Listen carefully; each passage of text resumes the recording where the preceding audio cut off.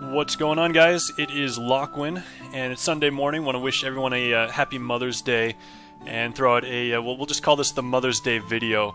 I would say I'm starting a new series. It's really not a new series, but I was just thinking about how I could get some new content up, and I figured, hey, why don't I just do a a video for the daily, whatever the daily happens to be that day.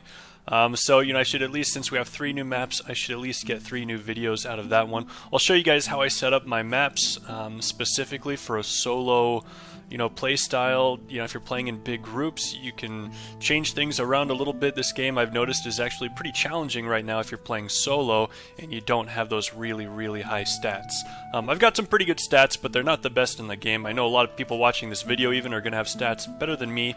Just for example, I'll show you my builders. My main builder would be my monk, and he would be sitting on about 1255 tower attack and 1100 tower speed, so he's doing pretty well. By no means, he does pretty strong damage as it is. And then I use my huntress. I guess I'm just gonna show you guys my characters here. I use my huntress mainly for her geyser traps. That's going to be very important when you play late game. Geyser traps are going to require 2 stats. That would be tower speed, so they get a quick recharge time. Right now, with over 1100 tower speed, her recharge time is about 2.11 seconds. I'd really like to shave that down to about 2 seconds flat. I don't know if it's possible to get below that, maybe 1.9 seconds, but whatever. We'll just keep on building stats and seeing what we can do. The other item that you'll need, or I should say the other stat that you'll need, is going to be tower health, because if you increase your speed, you're going to have these charges going all the time on the geyser traps, and they're going to lose their health very quickly. So you want to make sure you're also stacking tower health, and right now I think I have a total of 81 charges without any upgrades, and that's fine, that's plenty. There's really not much reason to need more health than this. So that's how she's built. And then I've got my squire. I'll be using him a lot. He is going to be my tank. So he's rocking, looks like physical armor and magic armor. Resist, that's the word I'm looking for. Alright, so physical resist and magic resist. He has a little bit of attack, but that's really just coming from his main hand weapon. I also have a lot of points put into his health. And then I've got points over here. So you can see this guy is actually kind of spread all over the map. I do have some points in tower health, because in addition to tanking, I will use him to build walls every now and then. And I do that in the instance where I need to tank 2 ogres at the same time. We're probably not going to see that today, but that strategy is definitely going to come into play when I show you guys how to build Wyvern's Den solo. So again, he's attack, health, resistance, mainly physical resistance, a little less on the magic resistance, and then I've got some points in tower health.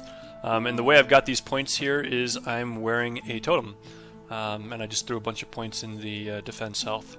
So that's my character setup. I don't even know what daily we have here. Looks like today we're doing Forest Crossroads. Sweet. Let's do Incursion mode. And that does it. I'll see you guys in game. Alright guys, so here we are in game. I just set up wave 1. Let me just kind of show you my build here. It's really straightforward on this one. There's not a whole lot going on. You're going to get a lot of wyverns coming in. For those guys, I have a few anti-air Skyguard towers. I use 3. My stats are pretty decent, so if your stats are lower, feel free to maybe use a little bit more. You can tell the build is done and I still have 410 DU left over.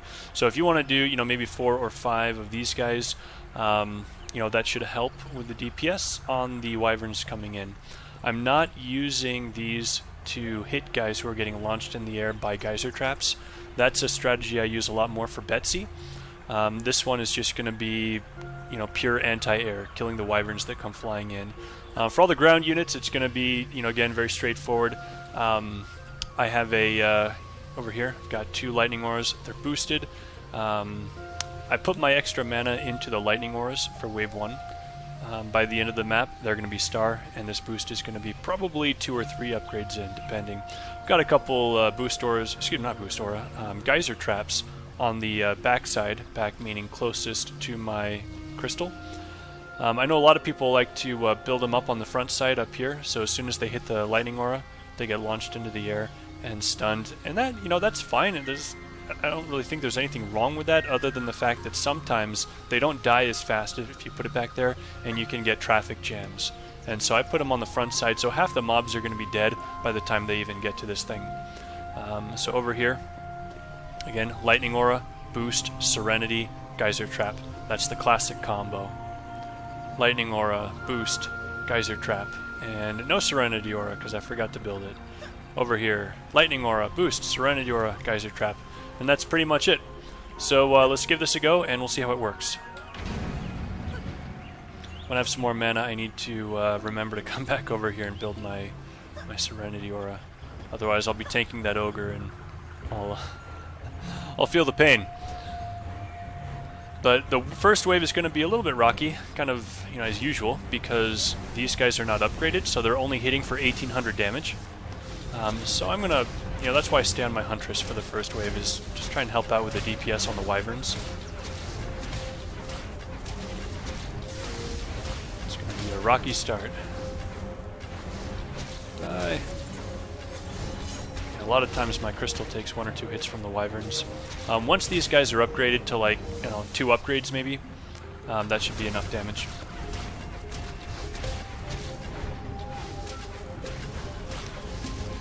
Pretty standard.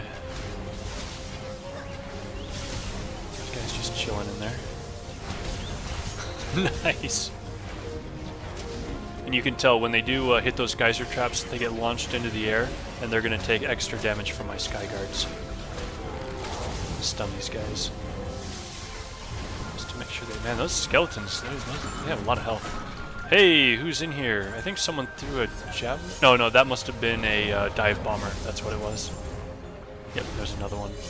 So again, that's wave 1. If you don't kill the dive bombers fast enough, they're going to go into their dive and hit your crystal. Again, you know, it's not a huge deal, really, because at the end of the waves, your crystal's going to heal up to full. So as long as you don't die wave 1, you're fine. And that's why, in my opinion, a lot of times the hardest wave is the first wave. Just because you don't have a lot of upgrades where they need to be upgraded. Once you hit wave 5, usually everything it's kind of smooth sailing. Like, if you have a good build, the later waves should be very, very smooth. Should not be stressful at all. You just kind of sit back and let the towers do the work for you. But we're almost done here. 17, 16, 15, 14, 13. Whoa, that guy's getting low. 6, 5, 4. The count went from 5 to 7, and then back to 5. That was weird. Oh, you know what? That's this guy summoning. That's what happened.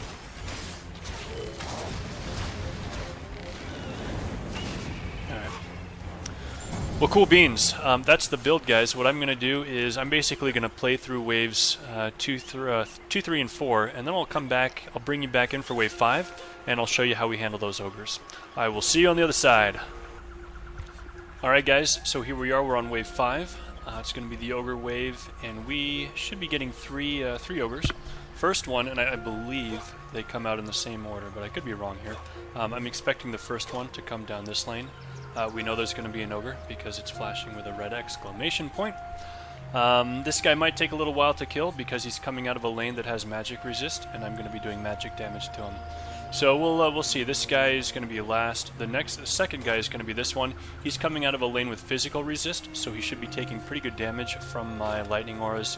And then number 3 should be coming out of this one. I think that's Gregory is his name, the Wyvern enthusiast or something like that. But yeah, he'll be coming out of this lane, and I'm going to test this. I think each one is going to have progressively more health and more attack. We'll test that. When you guys do this build, if your stats are a little bit lower, then what you'll do is on every lane you should have 2, or even if you have the DU, maybe use 3 lightning auras to really increase the damage output on that aura, because you want to kill them as quick as you can. Nothing sucks more than, you know, tanking one aura, and one ogre rather, and then you have a second ogre come down the lane and you can't really do anything about it because you're stuck tanking an ogre. So you need to make sure the ogres are dying relatively fast. If your stats are low, don't use 1 lightning aura, use 2.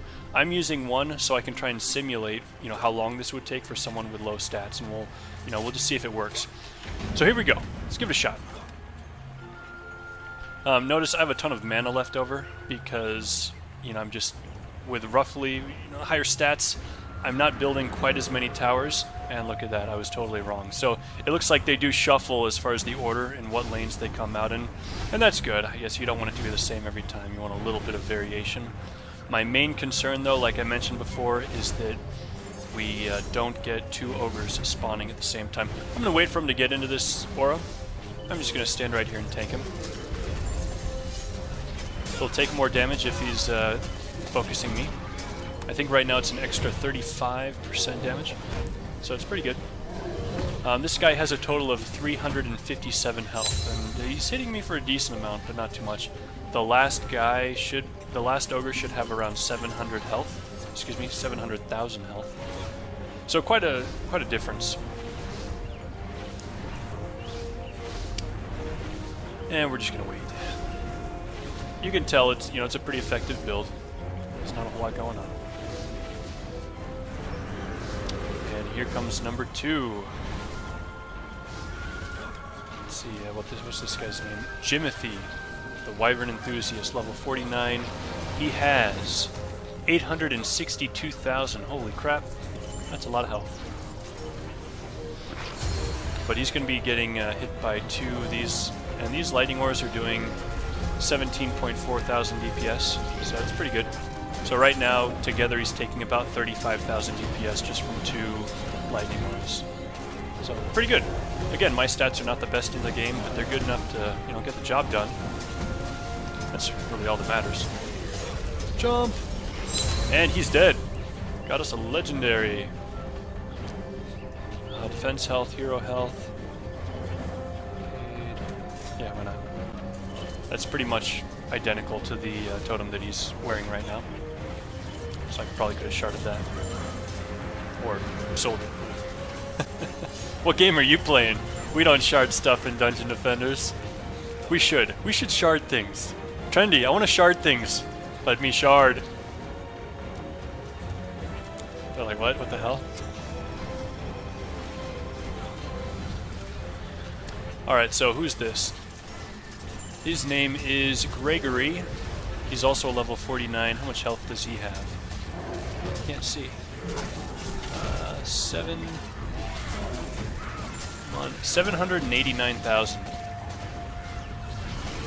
Alright, so the second ogre had the most health. That's interesting. So it was not a progressive increase from one to the next. It actually looks like these individuals have their own attack and health pools. It matters not which order they spawn in.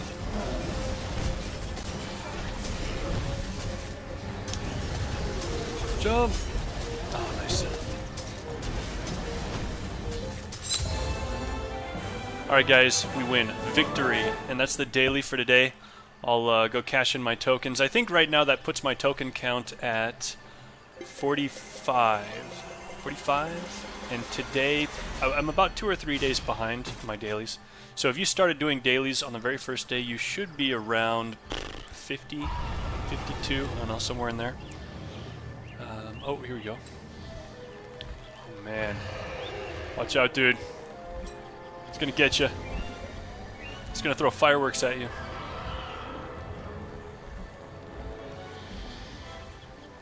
And into the big mushroom treetop they go. And that will be, I guess, the next level that we tackle is, what is that one? Life Root Forest. But anyway, guys, that's the level. Hope you enjoyed it. If you have any questions or comments, post them below. If you have different builds, film them, man. Throw them up on YouTube. The more people, more YouTubers who get, the better. But that's it. This is Lockewynn. I am out. I will see you guys next time. See ya.